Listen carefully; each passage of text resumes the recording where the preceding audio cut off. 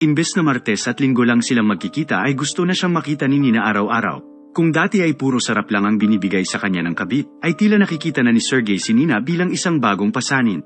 Palaging pumupunta si Nina sa kanyang opisina pero iniiwasan siya ng chairman hanggang isang araw ay na-corner din niya ito.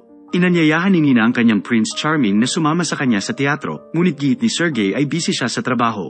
Nangako siyang sasamahan ito sa Makalawa, ngunit lumipas ang mga araw ay hindi pa rin nagpapakita si Sergey. Isang gabi ay may biglang nag-doorbell. Agad na binuksan ng nasa sabik na prinsesa ang pinto, ngunit ang bumungat sa kanya ay si Alex. Hindi pa rin siya nakakapag-move on, at sinibak niya ang misis habang sinasabi na pagmamay-ari pa rin niya ito. Tinawagan ni Nina ang kanyang kalaguyo sa kalagitnaan ng gabi at sinabi sa kanya kung ano ang nangyari. Sinabi ni Sergey na pagbabayaran niya si Alexander, ngunit sinabi ni Nina na nakalimutan siya dahil mayroong isang bagay na mas mahalaga. Siya ay buntis, at si chairman ang ama. Sinabi ni Sergey na susuportahan niya ang bata financially, at kahit gusto ni Nina ng higit pa dun ay naiintindihan niya na hindi ito maibibigay ng Prince Charming. Pag-uwi ni Sergey ay tinanong siya ng kanyang lasing na asawa kung ano ang nangyari. Ipinagtapat ng mister na buntis ang kanyang kabit.